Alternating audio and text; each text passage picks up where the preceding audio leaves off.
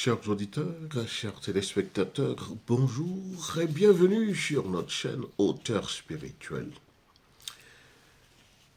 Aujourd'hui, nous allons essayer de parler un peu des événements géopolitiques qui bouleversent notre monde et notamment sur la question de la guerre russo-ukrainienne, puis aussi de l'attitude de l'Europe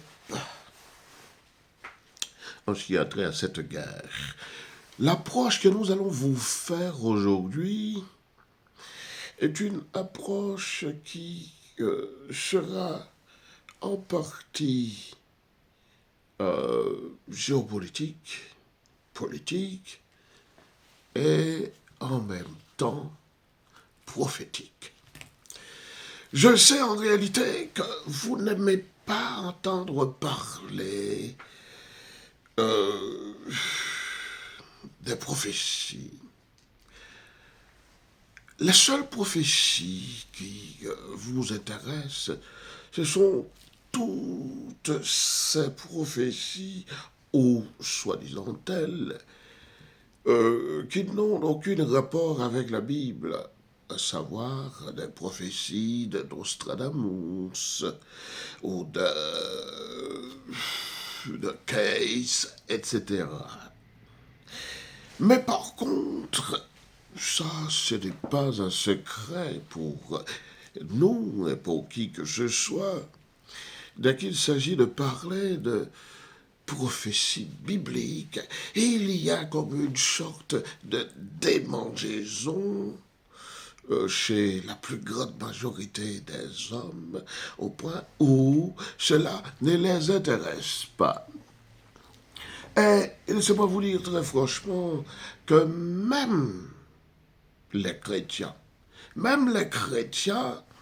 ne sont pas toujours intéressés à la prophétie. Pourtant, je pense que tout le monde devrait s'intéresser à différentes approches des événements du monde, à différentes approches, fut-elle d'ordre géopolitique, d'ordre politique, d'ordre psychologique même, car il y a comme une sorte de psychologie dans l'interprétation des faits, des choses, des attitudes également, de ceux qui abordent, qui font une interprétation quelconque des choses, des événements. Mais de la même manière aussi, je pense que, ne serait-ce même que par pure curiosité, tout le monde devrait écouter ce que disent les différentes épistémères. Oui, vous allez probablement en réalité me dire que la prophétie ne saurait être considérée comme une sorte d'épistémère. Je vous l'accorderai, oui, je vous l'accorderai. Mais quelque chose que je dis assez souvent, c'est que la prophétie est l'histoire la plus vraie, la plus authentique possible. Moi, je parle des prophéties bibliques, qu'il s'agisse des prophéties de l'Ancien ou du Nouveau Testament. Écoutez, quand vous trouvez de bons herméneutes, de bons herméneuticiens qui se penchent sérieusement sur les prophéties et qui vous font une interprétation des événements. Ah, mais non, mais très franchement, je vous le dis, pour un homme comme moi, qui, bien que je sois dans différentes épistémères, en littérature, et la littérature, vous savez que c'est la communication. Et en ce qui est trait au texte, il n'y a pas que les textes en réalité. En ce qui a trait à la production de discours ou de récits, la littérature, les lettres même, les lettres, la linguistique, etc., sont dans leur petit élément. C'est eux d'abord, effectivement. Oui, c'est eux d'abord les littéraires qui sont les tout premiers spécialistes de la communication. Et cela, je ne vais pas le développer ici, tel n'est pas notre propos. Et puis, je suis aussi dans l'anthropologie, oui.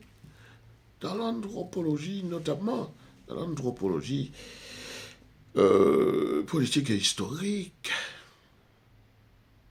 Et puis, je suis également dans la philosophie des sciences. Ça, je le dis assez souvent également. Eh bien, chers auditeurs, tout en étant moi-même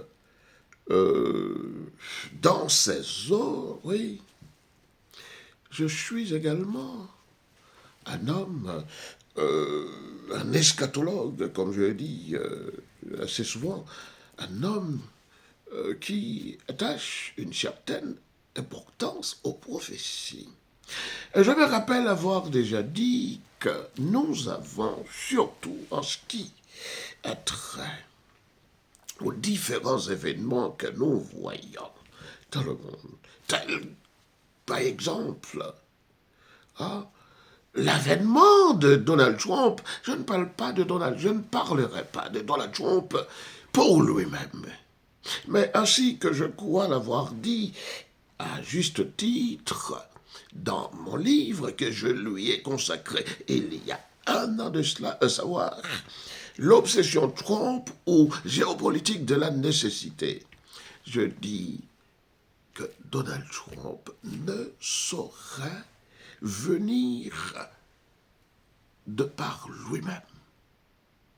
Donald Trump est là, effectivement, pour quelqu'un qui attire sur lui toutes sortes de critiques, d'analyses, etc. Mais Donald Trump n'est pas venu tout seul. Et quelqu'un comme lui, effectivement, pour quelqu'un comme lui, qui n'a jamais été dans l'establishment politique, Donald Trump ne pouvait pas venir tout seul. Donald Trump a été amené par une équipe, par une caste. Une caste qui est venue mettre à bas, qui est venue mettre à plat ventre une autre caste. Nous avons ici là deux catégories à voir. Deux catégories politiques, mais deux catégories sociales également à voir dans ce qui amène Donald Trump ici et les adversaires de Donald Trump. La première catégorie qui, comme je le dis dans le livre que j'ai consacré à Donald Trump, mais comme je le dis à un tas de gens qui ont l'habitude de m'écouter également sur la question, la première catégorie, et puis d'ailleurs tout le monde le voit, la plus grande majorité des spécialistes de n'importe quel domaine, fût-ce même en politique, en histoire, voyez-vous, un peu partout, en philosophie, en anthropologie, en sociologie, etc., etc. Oui, en géopolitique. Mais tout, disons la plupart, pas nécessairement tous, la plupart des spécialistes savent bien qu'il y a eu prise, oui, il y a eu prise, il y a eu comme une sorte de guerre entre deux castes, à savoir la caste qui était menée, je dis était menée, et je vous dirai pourquoi, il était menée par la gauche internationale et l'autre caste, celle qui a amené Donald Trump au pouvoir, autant la première fois que maintenant encore, son second mandat. Écoutez, ces deux castes-là, qui sont la gauche internationale, qui avait un nouvel ordre mondial qu'elle prônait, et puis Donald Trump, oui, la caste qui a amené Donald Trump au pouvoir, qui est une caste qui n'est pas indifférente elle-même à la question du nouvel ordre mondial. Il y a eu deux visions du monde, deux paradigmes. Et l'une a gagné sur l'autre. Mais tout cela est prophétique. Tout cela est prophétique. L'une a gagné sur l'autre. Tout cela est prophétique. Je vous le dirai, oui, j'ai eu, disons, quand même pas mal de vidéos au cours desquelles j'ai parlé de cela. Oui, oui, c'est sûr qu'en réalité, je n'avais pas je n'avais pas dressé la différence disons, entre la caste qui amène Donald Trump au pouvoir et l'ancienne caste. Vous voyez pourquoi je parlais disons, au passé, oui, imparfait. Eh bien, c'est que l'ancienne caste, celle qui voulait amener le nouvel ordre mondial, hein, qu'on nous prônait, enfin, qu'on nous annonçait, et dont un certain nombre de gens d'un peu partout, mais je resterai plutôt en France, dont un certain Nicolas Sarkozy qui disait « Nous irons tous vers le nouvel ordre mondial. » Et je dis « personne ne pourra nous en empêcher. » Et puis François Hollande lui-même également, quand il est venu, il a fait disons, une déclaration qui était similaire à celle de Nicolas Sarkozy.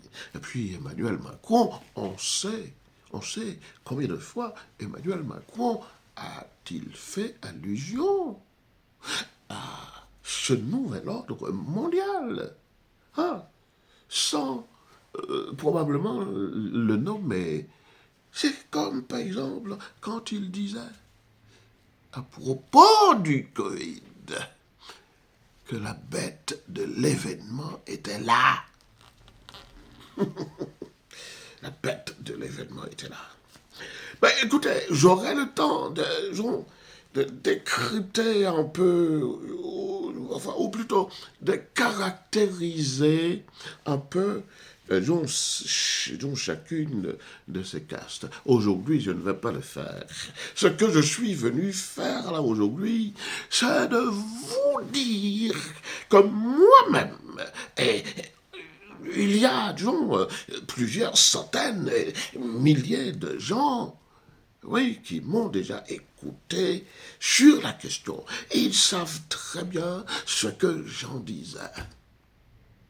J'avais, oui, en fonction de la lecture que j'ai faite, et cela depuis quelques bonnes années, depuis, disons, environ 10 ans,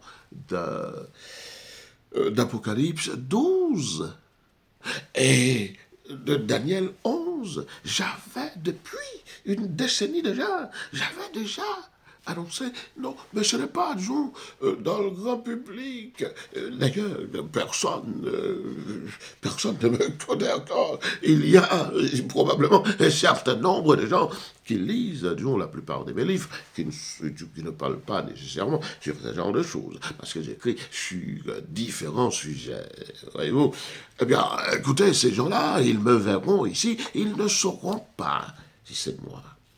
Ils ne sauront pas si c'est moi. Mais s'il se trouve qu'il y ait quelques curieux qui, après qu'ils m'ont entendu parler de mon livre sur Donald Trump, l'obsession Trump ou géopolitique de la nécessité, alors ces gens-là, ils iront, voyez-vous, ils iront probablement chercher et ils verront qui je suis. Bon, alors, je viens, effectivement, comme je l'ai promis, de dire ce qu'il en est à propos des événements géopolitiques. Nous avons entendu, oui, et nous voyons cela tous les jours, hein, dans nos journaux, voyez-vous, dans nos journaux. Nous avons entendu, oui, ou du moins nous entendons, voilà, c'est mieux, nous entendons tous les jours, hein, oui.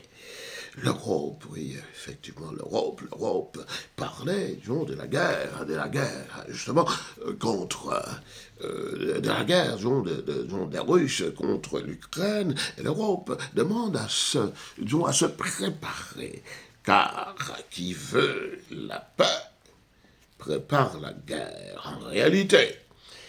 Suivant, disons, ce vieil adage romain. Bon. D'accord. Nous ne sommes pas venus nous-mêmes demander aux gens de ne pas se préparer. C'est comme je l'avais dit à propos de Donald Trump.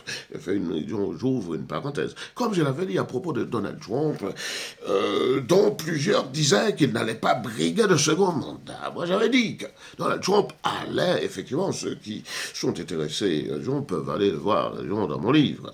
Bon, bref, même si en réalité, c'est là que l'éditeur, effectivement, qui en tirera le bénéfice. Bon, moi, peu m'importe. Oui. Alors, disons, j'avais dit Donald Trump que rien ne pourrait là, les gens l'empêcher d'arriver. Oui, et cela, pour les mêmes raisons prophétiques.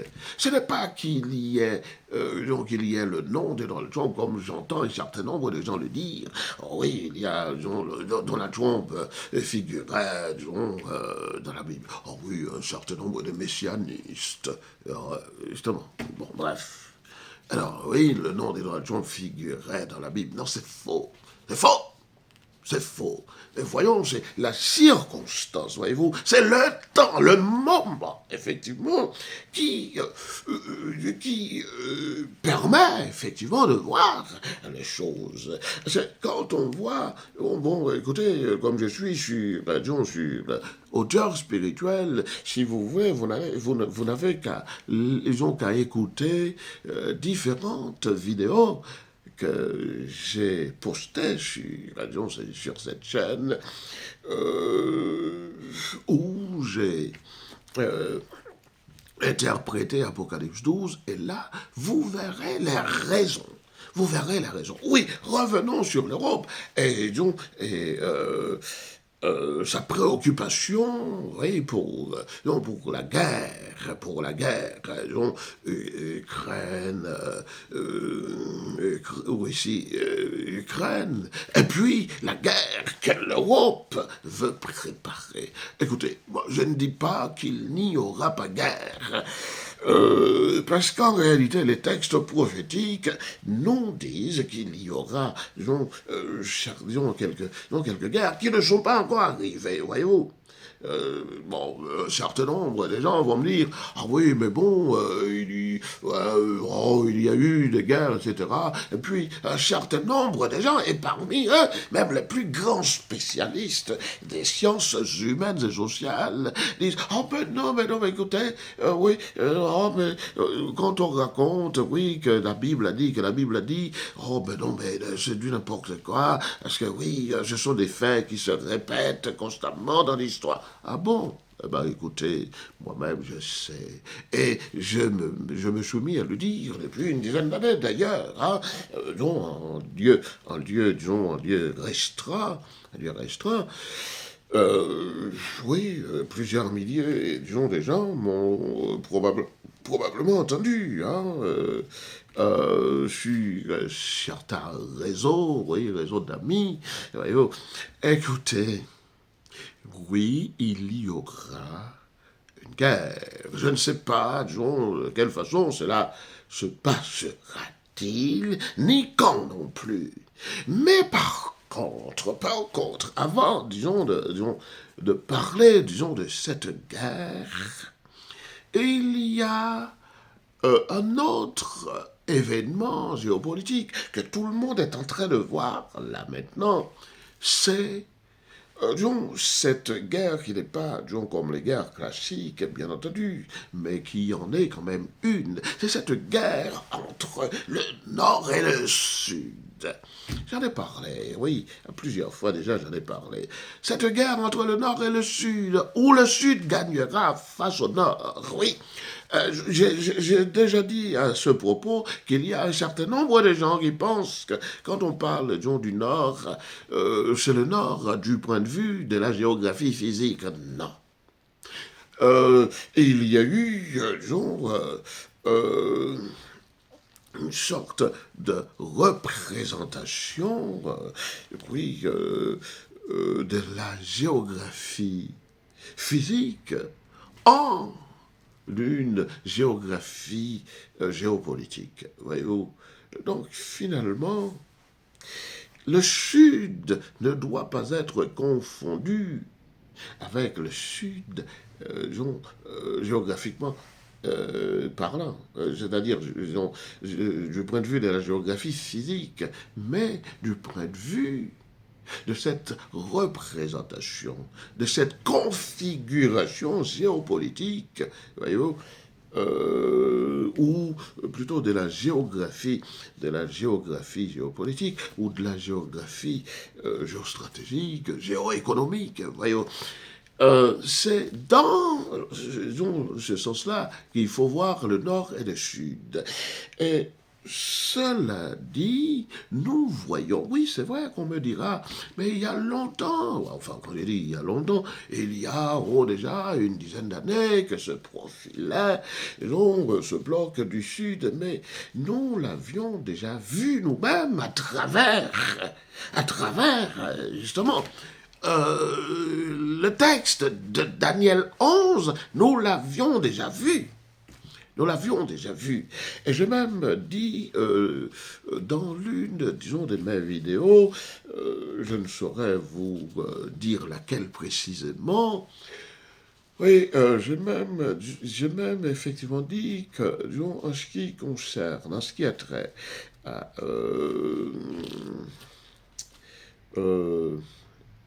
Donald Trump lui-même serait, oui, plus dans le cadre d'Apocalypse 12, oui, comme quelqu'un qui vient, oh, écoutez, oui, entre guillemets, parce qu'attention, il n'a pas de monde qui soit juste.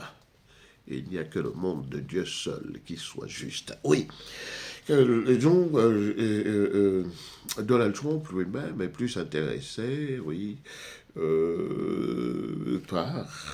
Quand je dis plus intéressé, ce n'est pas lui-même qui est intéressé, c'est plutôt des préférences, et c'est ainsi que je vais, disons, retourner ma phrase, que Apocalypse 12, on est plus intéressé par Donald Trump, en ce sens que Donald Trump, lui, il était venu ouvertement, et cela depuis 2016, il est venu ouvertement, disons, contre une certaine morale. Oui, vous allez me dire, ah oui, mais non, mais Donald Trump n'est pas moral. Ça m'importe peu, ce n'est pas moi, je ne suis pas venu vous dire que le type est moral ou qu'il n'est pas moral. Ce n'est pas mon problème, ce n'est pas, disons, le problème, disons, que je pose ici. Je dis tout simplement que Donald Trump, oui, disons que le texte d'Apocalypse 12 concerne Donald Trump, et puis un ensemble d'hommes qui vont venir à sa suite, autant aux États-Unis qu'un peu partout dans le monde. Cela ne veut pas dire que Vladimir Poutine ne soit pas lui-même. Hein? Ça ne veut pas dire qu'il n'est pas lui-même, pardonnez-moi. Oui, dans cette configuration des choses également, oui, oui. Mais par contre, le texte qui donne à voir les actions de Vladimir Poutine, ou du moins de la Russie, avec la Chine, et puis, disons, les autres, disons, pays du Sud, dans le grand Sud global, c'est Daniel 11 lui-même, voyez-vous, c'est Daniel 11. Donc, vous verrez, amis auditeurs, vous verrez un certain nombre de choses se produire qui donnera, et ça c'est, disons, une guerre entre le Nord et le Sud. Le Nord comme, disons, bloc d'économie forte, voyez-vous. Bloc d'économie forte, bloc, dirait-on, en un certain sens aussi, bloc de démocratie. Démocratie, entre guillemets aussi. Bon, bref. Et puis, il y a le bloc du Sud qui, effectivement, est composé d'un certain nombre de pays qu'on dit être, disons, en développement, même si aujourd'hui, bon, l'avènement de la Chine, bon, de l'Inde même, par exemple, bon, bref, ça, disons, dément un peu, effectivement, cette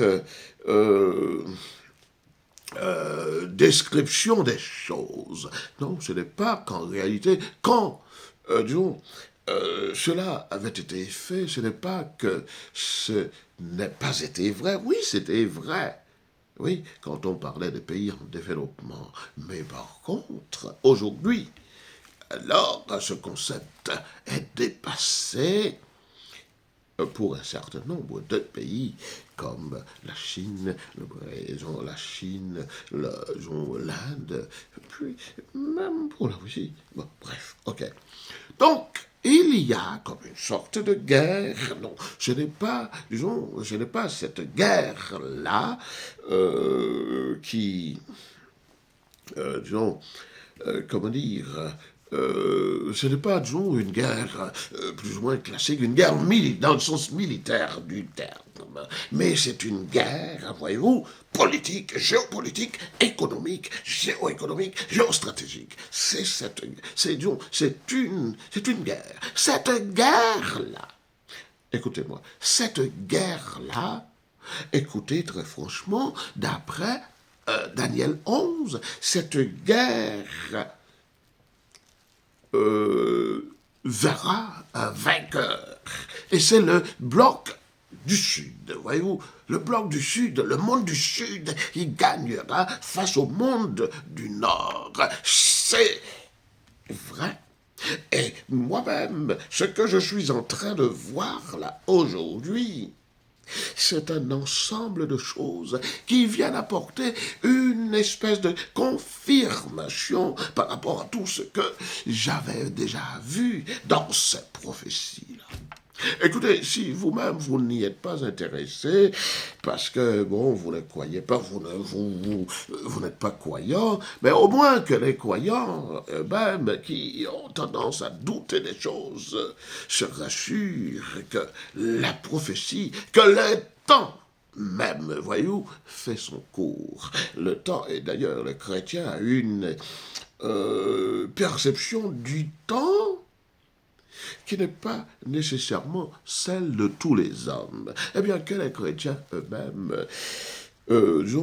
perçoivent, disons, ces événements comme annonçant le grand événement qu'ils attendent, à savoir l'avènement, oui, le retour de Jésus-Christ. Mais par contre, comme je me plais à le dire depuis quelque temps d'ailleurs, hein, depuis, oui, bien quelque temps, et même, dans la vidéo que j'ai mise sur cette chaîne, eh bien, les chrétiens eux-mêmes ne doivent pas s'attendre à voir le Christ revenir maintenant. Ils ne doivent pas s'y attendre. Il devrait se passer un certain nombre de choses. Et parmi toutes ces choses-là, il faut, oui, il faut. Ce n'est pas, une sorte, de volonté ou de souhait de ma part, non. Ce sont des choses qui doivent arriver en fonction de ce qui avait été dit déjà dans les prophéties. Ces choses doivent arriver. Et elles arriveront. Et oui, c'est-à-dire, oui, le Sud va gagner face au Nord. Et laissez-moi vous dire très franchement que les Européens, et même, les États-Unis, mais bon, les États-Unis des autres, disons que Trump, en réalité, ouais, eux-mêmes, ils s'aperçoivent, bon, d'ailleurs, même le gouverneur Trump, effectivement, n'est pas aveugle sur les choses. Ils savent que toutes ces choses-là, je ne parle pas des choses prophétiques encore qu'il y en a, hein, pas mal d'entre eux, hein, justement, à quelques spiritualités qu'ils appartiennent, il y en a qui savent un certain nombre de choses sur ces différents événements qui doivent arriver. Oui, alors, restons-en, pour être dans, comme on dit, hein, pour être, dans un certain rationalisme, restons dans les faits géopolitiques, dans les faits politiques, voyez-vous. Disons que la plupart des dirigeants du monde savent très bien, et tous les faits montrent que le Sud est sur le point, de l'emporter face au Nord. Et c'est l'une des raisons pour lesquelles on voit l'Europe, oui, voyons, se préparer, effectivement, appelle justement à la guerre, appelle à se préparer. C'est l'une de toutes ces raisons. Oui.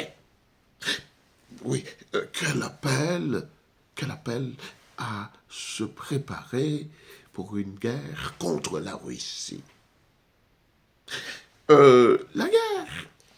Pourquoi contre la Russie? Oui, on parle justement de la Russie qui veut attaquer, etc., etc.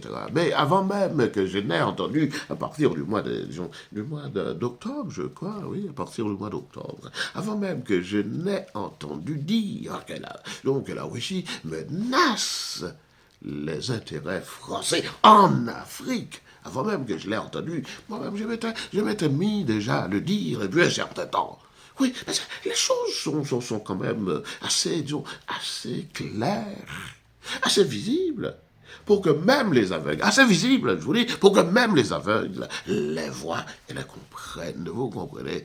Donc finalement, cette guerre, moi je ne dis pas, oh ça c'est pas ce que je suis en train de dire, non, je ne suis même pas venu faire de l'humanisme, je suis venu faire de préférence du christianisme, du salutisme, voyez-vous. Eh bien, écoutez, oui, c'est probablement, oui, d'un point de vue humain, oui, d'un point de vue historique et même, c'est peut-être même une bonne chose. Oh, mais non, ce n'est pourtant pas mon avis. Hein. C'est peut-être une bonne chose que d'essayer, effectivement, de voir si on peut échapper Oui, si on peut renverser l'ordre des choses, c'est-à-dire l'avènement de ce Sud global qui vient mettre, disons, remettre, disons, tout en cause, qui vient rebattre, disons, les cartes, et qui risque, voyez-vous, cet avènement disons, du Sud, ça risque même disons, de plonger dans la tiers-mondisation d'un certain nombre de pays, comme la France, etc., des pays d'Europe. Et pourquoi même pas les États-Unis hein? Pourquoi même pas les États-Unis? Il y en a qui diront ah ben non, il ne peut jamais advenir que les États-Unis se tiers-mondisent. Ah mais non, mais écoutez, moi, je n'ai pas de données prophétiques, disons là-dessus. Mais par contre, comme on voit un peu de choses se dessiner du point de vue, voyez-vous, du point de vue, politique et géopolitique, eh ben, écoutez, il y a gros, ouais, il y a gros à perdre par l'Europe, l'Occident, dans son ensemble. Et c'est l'une des plus grandes raisons qui amène, tous les Européens, oui, effectivement, à se battre contre, oui, à vouloir se battre contre la Russie. Mais pourquoi la Russie, je disais? Pourquoi la Russie? Ce n'est pas en réalité pour l'Ukraine. Non, ce n'est pas vraiment pour l'Ukraine. Ça peut l'être, oui. Bon, enfin, dans une petite mesure, oui. Une petite mesure que l'on peut, disons, à noter genre de l'ordre d'1%, peut-être même pas, hein, peut-être même pas. Hein? Alors, écoutez, on ne dit pas la vérité. Moi, je ne suis pas venu vous parler, disons, de vérité qui ne se dit pas, mais je vous le dis au passage, on ne vous dit pas la vérité. Les gens, la vraie raison est quoi? La vraie raison, c'est que on veut, oui, on veut disons, renverser l'ordre de choses qui se profile dans l'air avec le Sud global. Mais la Russie, étant donné que c'est une puissance militaire, une grande puissance militaire, en dépit de tout ce que l'on veut dire, c'est une grande puissance militaire, c'est la Russie qui mène la danse. Plus que la Chine, l'Inde et les autres du Sud global, et la Russie qui mène la danse. Voyez-vous? Donc, essayez de se liguer pour contrecarrer, la montée de la Russie avec surtout ce Sud global. Ben, écoutez, ça relève, voyez-vous, de la nécessité, voyez-vous. Ça relève de la nécessité. C'est une nécessité pour l'Europe. Oh, vous comprenez? Mais, sans même, effectivement, que j'invite qui que je sois oui, à baisser les bras pour ne pas prévoir, pour ne pas se munir, se prémunir, de tout ce qu'il faut pour éviter que cela arrive. Mais je suis venu vous dire que cela arrivera. Pourquoi je dis que cela arrivera? C'est parce que tout simplement, je fais confiance à la prophétie, surtout à propos de Daniel 11. J'ai déjà dit dans la dernière vidéo que, oui, depuis Alexandre le Grand jusqu'à ce que nous autres chrétiens nous appelons, oui, la parousie, l'avènement de Jésus, eh bien, tous les événements, tous les faits, voyez-vous, ils sont confinés. Oui, ils sont tous confinés dans le chapitre de Daniel 11. Oui. Et les choses arriveront. Puis, donc, En ce qui a trait, ça c'est disons tout ce que je viens de dire à propos de la montée du Sud global et de la réussite du Sud global sur le Nord, oui, donc ça, c'est une autre phase, une autre dimension de la guerre, disons, que ce Sud global, dont la Russie notamment, vient, porté, disons, contre le Nord, contre l'Occident.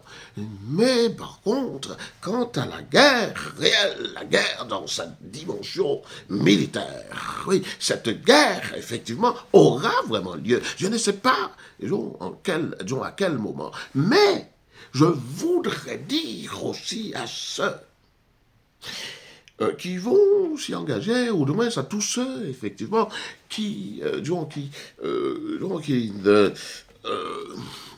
aiment, à se faire bien des illusions, que cette guerre-là, cette guerre, d'après le texte même, cette guerre ne va pas se gagner par l'Ouest, par le Nord. Non. Le Nord, l'Ouest ne va pas gagner cette guerre d'après les textes d'Apocalypse. Comment cela, se passera-t-il? Eh bien, écoutez, j'ai dit Apocalypse, mais plutôt Daniel. Oui, comment? Eh bien, cette guerre ne va pas se gagner parce que le texte dit que l'Ouest, qui est, dans une autre conception des choses, le Nord lui-même, l'Ouest viendra apporter, c'est ce que dit le texte, l'Ouest viendra apporter son coup de main au sud face au nord. On pourrait croire que c'est Donald Trump, oui, vu tout ce que l'on voit, tout ce que l'on voit, en ce qui a trait, oui, à propos de son amitié pour Vladimir Poutine, d'après ce qu'on dit. On pourrait croire que c'est Donald Trump qui viendrait le faire, d'autant plus qu'il semble montrer une certaine antipathie à l'égard de l'Europe. Mais écoutez, si la guerre a lieu en réalité sous le gouvernement de Donald Trump, oui, c'est Donald Trump, oui, effectivement, qui viendrait probablement, et puis probablement quelques pays européens qui sont autant dans l'OTAN que dans l'Union européenne, justement, qui voudraient s'interposer pour éviter que cette guerre ait lieu. Ah oui, vous allez me dire, ah oui, mais non, mais moi, je suis croyant, et vu que j'ai vu s'accomplir tout l'ensemble, voyez-vous, tout l'ensemble, des prophéties depuis Alexandre le Grand jusqu'à aujourd'hui, il n'y a pas de raison que le reste, oui, que ce qui reste à faire encore, d'après ce texte de Daniel 11, ne soit pas vrai. Il n'y a pas de raison. Voilà pourquoi je dis que l'Ouest, oui, c'est pas moi qui le dis, parce que je l'invente, non. C'est dans le texte. Je suis exégète moi-même. Je suis arméneuticien. Je dis que cela malheureusement, va mal se passer pour le Nord. Le Nord, est voué à perdre là. Oui, l'Occident est voué à perdre. Et puis, quand il va y avoir cette guerre, que ce soit sous le mandat de Donald Trump ou probablement sous, comme j'entends, oui, effectivement, les Européens dire, projeter les choses pour 2026, 2027, voilà, etc. Bon, ce sera encore, sous le gouvernement de Trump. même si, bon, bref, il y a bon, un tas de monde qui pense que Donald Trump ne fera pas son mandat. Ben, écoutez, moi, je vous dis entre parenthèses, oui, oui, au passage, que disons, la caste qui a amené Donald Trump au pouvoir a besoin de Donald Trump. Oui, cette caste-là a besoin de Donald Trump, croyez-moi. Oui, il y a de bonnes raisons, effectivement, pourvu qu'il euh, soit à leur service. Il y a de bonnes raisons pour croire bah, qu'il restera au pouvoir. Mais, peu importe, peu importe, euh, le gouvernement, oui, c'est-à-dire tout dépendra de la période de temps où cette guerre, oui, de l'ensemble des peuples européens contre la Russie aura lieu. Écoutez, écoutez, peu importe le gouvernement, eh, eh bien, il viendra de l'Ouest, c'est-à-dire dans le bloc même occidental. Il viendra un certain nombre de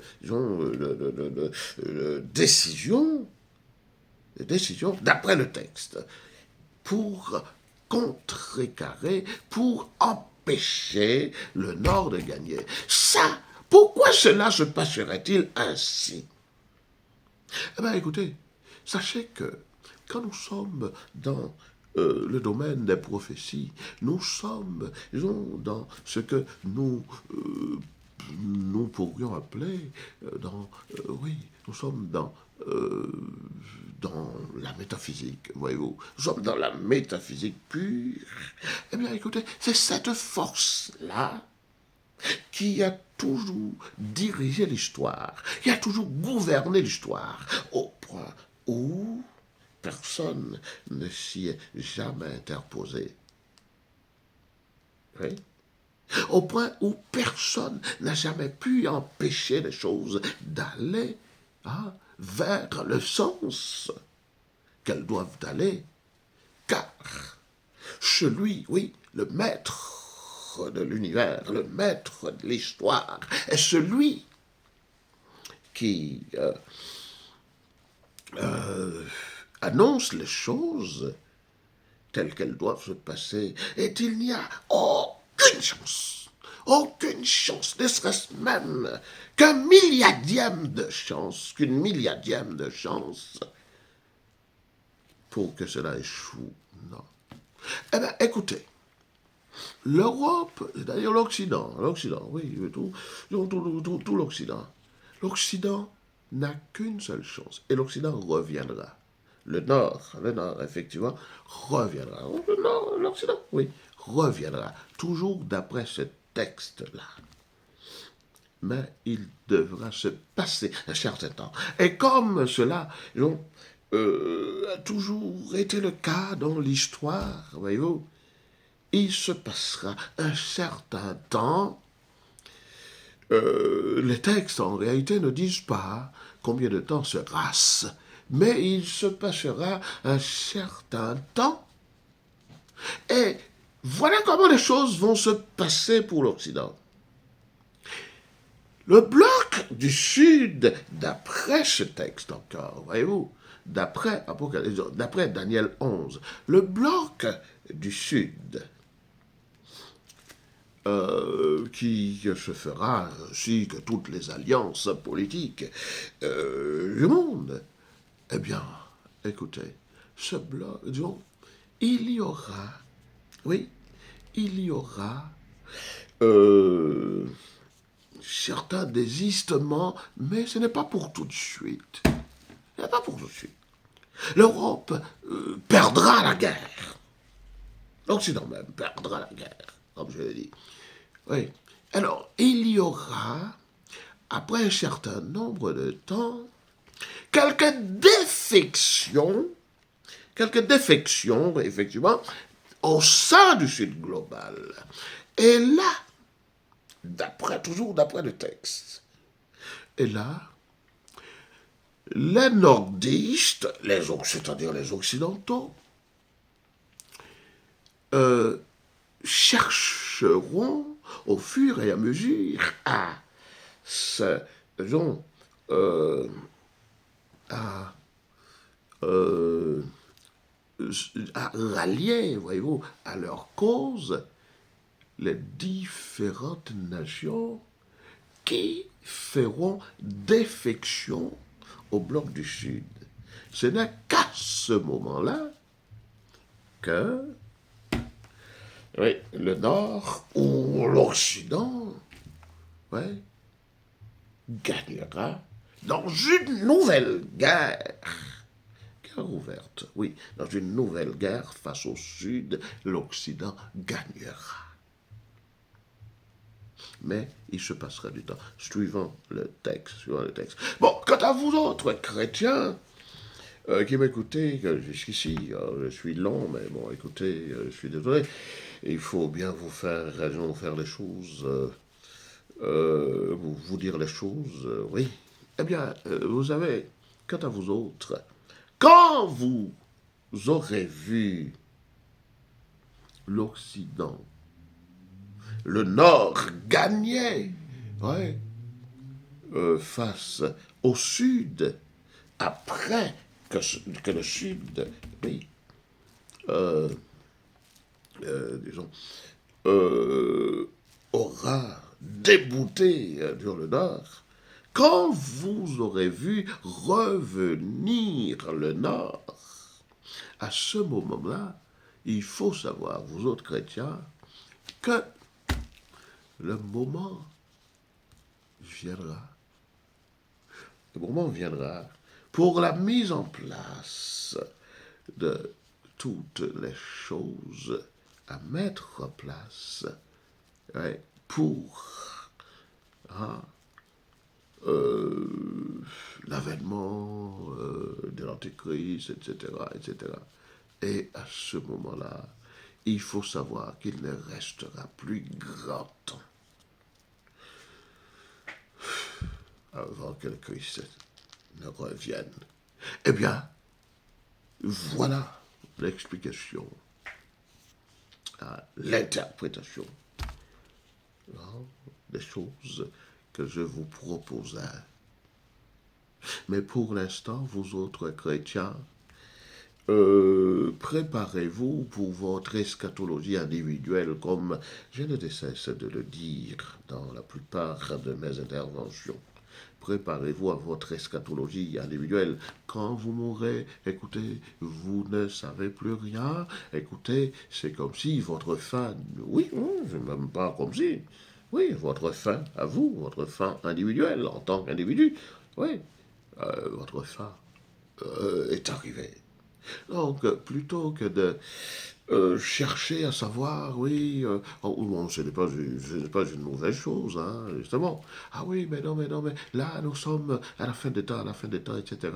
Mais non, il y a eu pas mal, disons, d'événements, disons, de cette sorte, qui se sont produits dans l'histoire, oui. Et à chaque fois, on a toujours dit les choses ainsi. Mais si vous